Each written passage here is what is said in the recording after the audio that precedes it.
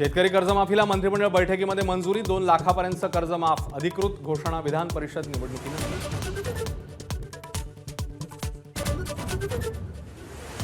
लाडकी बहीण योजनेतून 81 लाख अपात्र विविध निकषांच्या आधारे निर्णय तर योजनेचा लाभ घेणाऱ्या 14,000 पुरुषांकडून पैसे वसूल करणार मुख्यमंत्र्यांची घोषणा।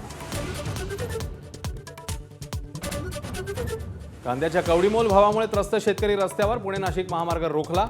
मनसरमध्ये कांदा ओतून आंदोलन रोहित पवार सबकळांसह मविया नेते सहभागी। गोकुळच्या निवडणूक प्रक्रियेत भाजप काँग्रेस संघर्ष जोरात सतेज पाटील विरुद्ध धनंजय महाडिक लढाईला रंग परस्परांवर आरोप प्रत्यारोप शिगेला।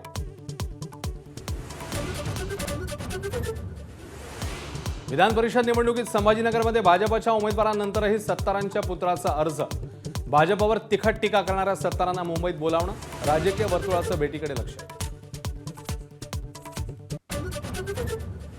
मान्सूनपूर्व पावसामुळे अकोला बुलढाण्यात केळीचं नुकसान संत्र्याची हानी तर आज पुणे पिंपरी चिंचवड नाशिकमध्ये जोरदार पाऊस।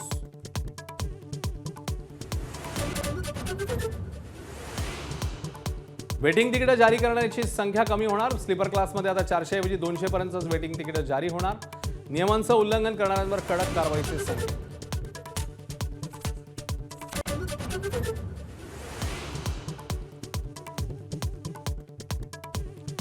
भाविकांना भंडारा घेण्याची सक्ती केल्यास तो खंडणीचा प्रकार समजला जाईल। जेजुरी पोलिसांचा इशारा नागरिक प्रशासनासह बैठकीनंतर निर्णय।